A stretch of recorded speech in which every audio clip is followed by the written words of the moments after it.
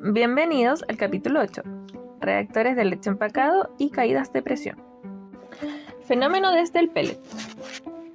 Si uno hiciera un zoom a la partícula porosa, podría ver cómo el fluido, cuando pasa a través de él, va cambiando dirección, o sea, lo va rodeando. Esto hace que se cree una capa límite. La capa límite va a generar resistencia a la transferencia de masa. Por lo tanto, lo que uno vería en cuanto al fenómeno sería que la concentración de una especie, por ejemplo de A, pasa por la capa límite y por ende la concentración disponible baja en la superficie del catalizador y además tenga que irse transportándose dentro del poro.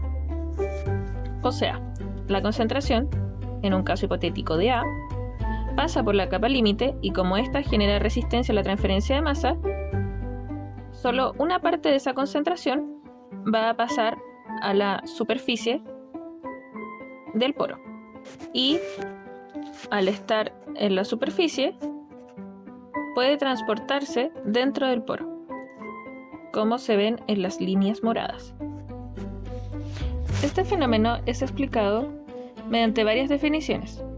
Uno de ellos es el factor de huecos del catalizador, en donde se va a definir como el volumen vacío del pellet sobre el volumen utilizado del pellet. Esto quiere decir que el volumen vacío sería el volumen que hay dentro de los poros sobre el volumen que realmente está utilizando el pellet. Por consiguiente, también podemos ver la densidad del catalizador. Este comúnmente va a ser denominado como la masa real del pellet y el volumen real del pellet. También se puede apreciar la densidad aparente, la cual es la masa del sólido sobre el volumen utilizado por el sólido. Esto quiere decir que es la masa del pellet dividido en el volumen que realmente va a utilizar, o sea, el volumen efectivo. Dadas las definiciones anteriores, la densidad aparente se puede definir también en función del factor de huecos como la densidad del catalizador por 1 menos el factor de huecos. Fenómenos desde el reactor. Anteriormente se vieron los fenómenos en el pellet, pero estos mismos factores se pueden ver en el reactor, como por ejemplo el factor de huecos del reactor, el cual sería el volumen vacío del reactor dividido en el volumen utilizado del reactor. La densidad del bulk, o también la densidad del conglomerado, que es el espacio fuera de la partícula, el cual se define como la masa del pellet o de los sólidos dividido en el volumen utilizado del reactor. Análogamente, como el caso anterior, se puede definir la densidad del bulk como la densidad aparente por 1 menos el factor de huecos del reactor. Como la densidad aparente tiene una definición, se puede definir entonces la densidad del bulk como la densidad del catalizador por 1 menos el factor de huecos del reactor por 1 menos el factor de huecos del catalizador. Pero, ¿cómo funciona un reactor PBR o un reactor de leche empacado? El funcionamiento se rige bajo las mismas herramientas vistas en el curso: balance estequiométrico, balance de masa, balance de energía, pero además se le va a sumar un balance mecánico. Para el balance de masa se va a tener la derivada del flujo de A dividido la derivada del volumen igual a la velocidad específica de reacción de A. Si eso se divide en 1 dividido la densidad del bulk, y sabiendo que la masa del catalizador va a ser igual al volumen por la densidad del bulk, la derivada quedaría diferencial del flujo de A dividido en la diferencial de la masa del catalizador igual a la velocidad específica de reacción dividido en la densidad del bulk. Y a la razón entre la velocidad específica de A y la densidad del bulk se le va a conocer como la velocidad específica prima, con una comita encima. Para el balance de energía se va a tener la derivada de la entalpía por el flujo dividido en la derivada del volumen igual a menos la entalpía de reacción por la velocidad de reacción menos el coeficiente global de transferencia de calor por su área por el delta de temperatura, en este caso de la chaqueta. Si uno divide nuevamente eso en la densidad del bulk, vamos a tener una expresión de derivada de la entalpía por el flujo dividido en la derivada de la masa de catalizador igual a menos la entalpía de reacción por R' menos el coeficiente de transferencia de calor por un área en función de la densidad del bulk por el delta de temperatura, en este caso de la chaqueta. Como se mencionó antes, ahora se verá un nuevo balance, que es el balance de energía mecánico. En este caso se va a definir como la diferencial de la presión dividido en la diferencial del largo, que es igual a menos el factor de fricción por la densidad por la velocidad al cuadrado dividido en el diámetro de partícula por el G sub C. Se sabe que el flux es igual a la densidad por volumen. La igualdad nos quedaría igual a menos el factor de fricción por el flux elevado a 2 dividido en la densidad por el diámetro de partícula por el G sub C. Se tiene que tener en cuenta que la densidad va a variar con la presión y temperatura en gases. En líquidos, la presión y temperatura no va a afectar sustancialmente. Como la densidad no es constante, se va a tener la ley de gases ideales en el punto 1 y en el punto 2. Sabiendo que la masa es constante y que solamente el caudal va a sufrir de cambios a través del tiempo, entonces va a quedar que la densidad final dividida en la densidad inicial es igual al caudal final dividido al caudal inicial. Si se hace una relación de eso entre la ley de gases ideales, podemos llegar a una expresión en donde la densidad va a ser igual a la densidad inicial por 1 más la expansión por la conversión por la temperatura inicial dividido en la temperatura por la presión dividido en la presión inicial. Teniendo esa expresión para la densidad, se puede reemplazar en el balance mecánico.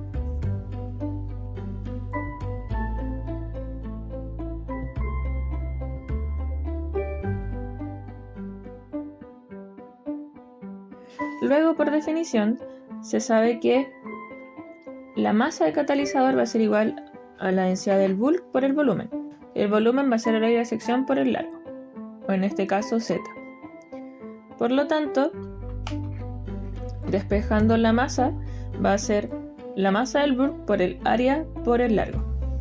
Por lo tanto, la derivada va a quedar como la derivada de la masa del catalizador igual a la densidad del bulk, porque es constante, por el área, que también es constante, por la diferencial del largo, ya que este va cambiando a medida que se avanza el reactor.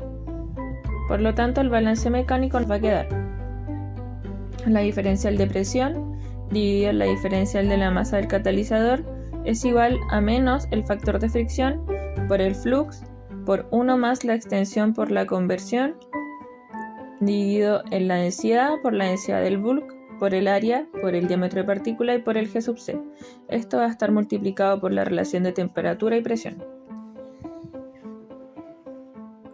Por la ecuación de Erwin podemos saber que el factor de fracción es igual a 1 menos el factor de huecos del reactor dividido en el factor de huecos del reactor elevado a 3, y eso por 150 por 1 menos el factor de huecos del reactor por la viscosidad dividido en el diámetro de partícula por el flux, y eso más 1,75.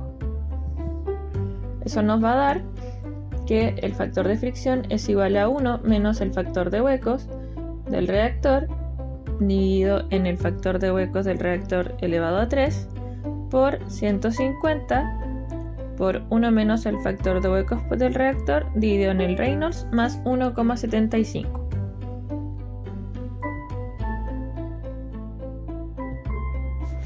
Pongámoslo a prueba. Una reacción exotérmica de primer orden se lleva a cabo en un reactor catalítico de lecho fijo, el cual está conformado de partículas esféricas de 30 milímetros de diámetro. El lecho tiene un radio de 1,25 metros y 4 metros de longitud. El alimento, el cual está a 2,5 atm, tiene una concentración de 2 milimolar y un caudal de 39,3 metros cúbicos segundo, el cual es equivalente a 26 kilogramos segundo. Determinar la conversión fraccional de A y la temperatura de salida del lecho si opera de forma no diabática y no isobárica. Chaqueta en contracorriente, con una reacción de A dando B. Primero se plantea el balance estequiométrico. Para A va a ser el flujo de A inicial por 1 menos la conversión de A, y para B va a ser el flujo inicial de A por XA. En este caso, el flujo total va a ser el flujo inicial de A, ya que solo ingresa al sistema. Como es un gas, la concentración de A va a ser igual a la concentración de A inicial por 1 menos XA, partido en 1 más la extensión por XA, por P partido en P0, que sería la presión inicial, por T0, que sería la temperatura inicial, dividido en T. Como es una reacción 1 a 1, la expansión es 0. Para el balance de masa va a ser la diferencial del flujo de A dividido en la diferencial de la masa catalizador igual a R por P partido en P0 por T0 partido en T. En este caso, R va a ser K por CA, pero como está en función de la masa del catalizador, la constante debe ir dividida en la densidad del bulk.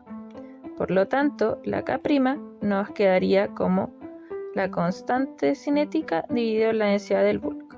Por lo tanto, el R nos quedaría como K' por CA0 por 1 menos XA. Como la constante inicial del enunciado está en unidades de metros cúbicos por metro en tiempo, entonces la constante ya estaría en función de la densidad del bulk. Conviene realizar los balances adimensionales por lo complejo de trabajar con las unidades. Por lo tanto, recordando de videos pasados, se tiene que θ es igual a T partido en T0, pi es igual a P partido en P0, y como nueva variable se tiene que omega es igual a W partido en WT, que sería la masa total del catalizador. Y la masa total del catalizador se puede obtener mediante la densidad del bulk por el volumen del reactor. Como se quiere trabajar con un sistema adimensional, se debe cambiar la derivada para que quede en esos términos.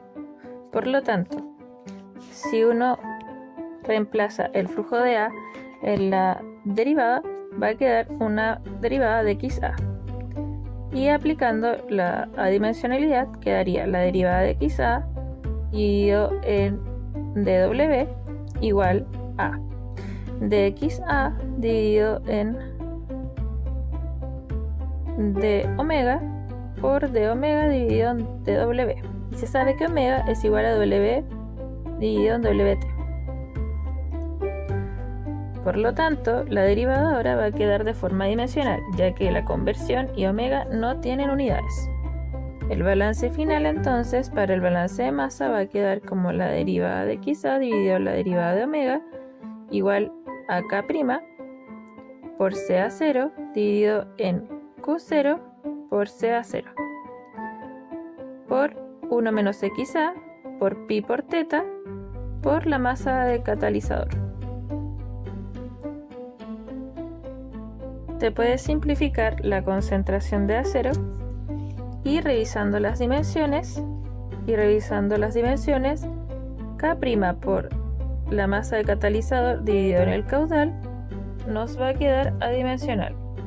Por lo tanto, se va a formar un número adimensional llamado Dam-Kohler, que relaciona dos tiempos espaciales, un tiempo asociado a la masa del catalizador, o sea el tiempo cinético asociado a la constante, y el tiempo que se demora en remover el material. Por lo tanto, el balance de masa va a quedar como la derivada de XA dividido en la derivada de omega por el Dunn-Kohler por 1 menos XA por pi dividido en teta.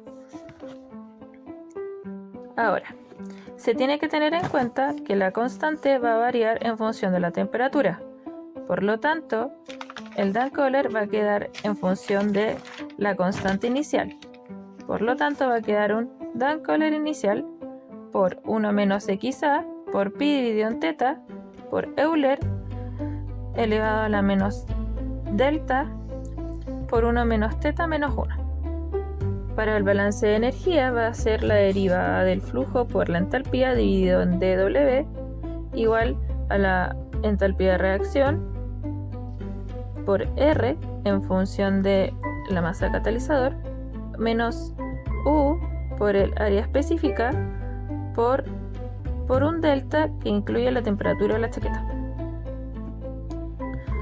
Como Cp es constante, entonces el balance de energía nos va a quedar el dt dividido en dW igual a la entalpía de reacción dividido en el flujo inicial por Cp por el R con comita menos el coeficiente global de calor por el área específica dividido en el flujo inicial por Cp y eso por un delta de temperatura que incluya la temperatura de chaqueta.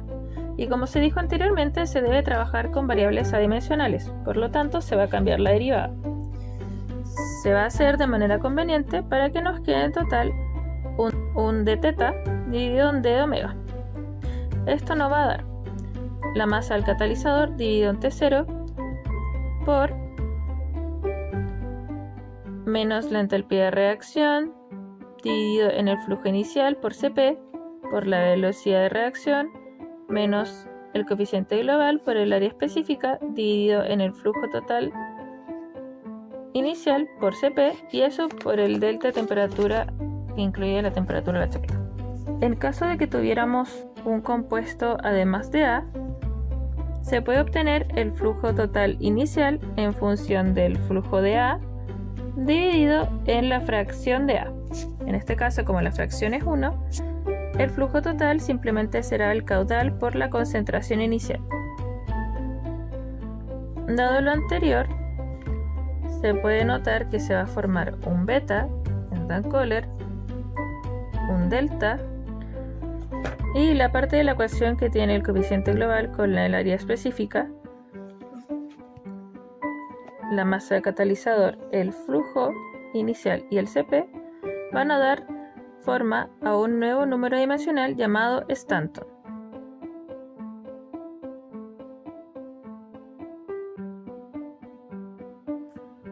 Para el balance de la chaqueta va a ser el flujo de la chaqueta por la entalpía de la chaqueta dividido en la derivada W. Eso va a ser igual a más menos U por el área específica dividido por el delta que contiene la temperatura de la chaqueta. El signo va a depender si es que va en contracorriente o en cocorriente. En este caso, como se antepone primero la temperatura de la chaqueta menos T, la derivada me debería quedar con el signo positivo. El flujo de la chaqueta va a ser la masa de la chaqueta por el Cp por el delta T de la chaqueta dividido en el dW igual a lo anterior. Si uno adimensionaliza la derivada, nos va a quedar la derivada de teta de la chaqueta dividido en la derivada de omega igual a más menos U por el área específica por la masa del catalizador dividido en la masa de la chaqueta por el Cp y eso por un teta de chaqueta menos teta. Como se dijo anteriormente, ese término va a ser un Stanton, pero como ahora contiene la masa de la chaqueta va a ser un Stanton de la chaqueta. Para este tipo de ejercicios, como contiene catalizadores, se hará un balance mecánico. Por lo tanto, el balance de mecánico va a ser la diferencial de presión dividido en la diferencial de W igual a menos el factor de fricción por el flux elevado a 2 por la masa del catalizador dividido en la densidad inicial por la densidad del bulk por el área de sección por el diámetro de partícula por G sub C por P0 es igual a 1 más la extensión por la conversión por P0 partido en P por T partido en T0.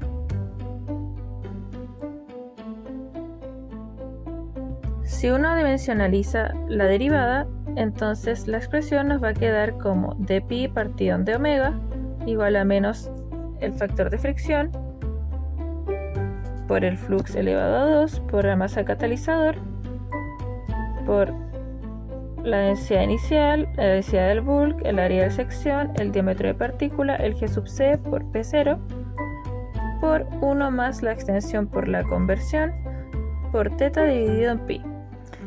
El factor de fricción se sabe que es 1 menos el factor de huecos del reactor dividido en el factor de huecos del reactor al cubo por 150 dividido en el Reynolds más 1,75.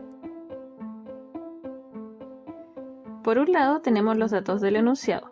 Por otro lado tenemos que calcular datos, como lo es el volumen del reactor, la densidad inicial, la masa del catalizador, el Dunn-Kohler, que fue la expresión que encontramos acá,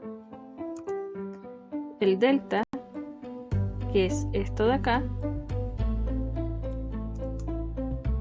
beta, que sería esta expresión, el área específica en función de la densidad del bulk, el área de superficie, que es simplemente el área transversal del reactor, el Stanton del reactor, que sería este de acá, el Stanton de la chaqueta, el flux, por ende el Reynolds, el factor de fricción, y todo esto de acá nos hace el alfa. Inicialmente yo puedo tener el θ de la chaqueta inicial, ya que tengo la temperatura de chaqueta inicial con la temperatura del reactor inicial. Por lo tanto puedo sacar el θ de chaqueta inicial, que ese tiene que ser igual al valor que me dé cuando omega llegue al valor de 1. Por lo tanto debe ser igual a este. Por lo tanto nuestra celda objetivo va a ser el θ inicial menos este de acá de 0. Ya si uno hace un solver les debería dar esto. Por lo tanto, si uno despeja este θ, ya que este se obtiene por solver, si uno despeja este θ, si uno con este valor lo multiplica con el valor inicial, nos debería dar entonces la temperatura de la chaqueta final.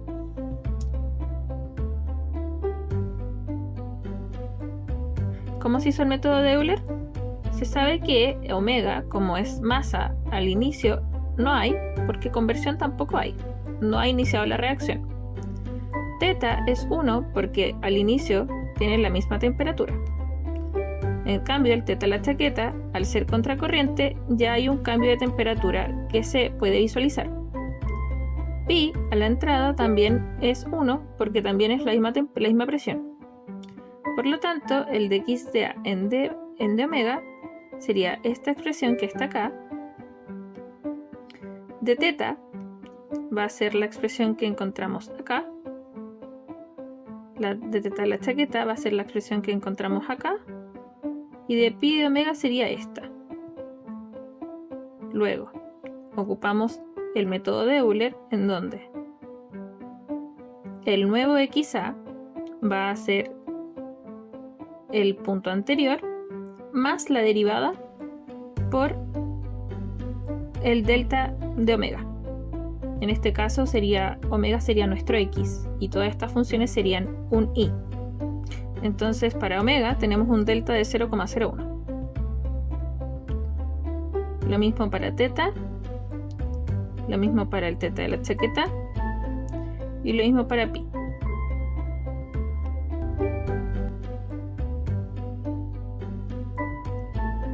Además de esto, podemos visualizar cómo se comporta. El θ va hacia arriba y el θ de esta chaqueta va hacia abajo. Esto es coherente con los gráficos de intercambio de calor en un sistema en contracorriente. Como pi va bajando, esto quiere decir que la presión final va disminuyendo. Y con la conversión es esperable que vaya aumentando hasta llegar a un punto de equilibrio, que sería este de acá.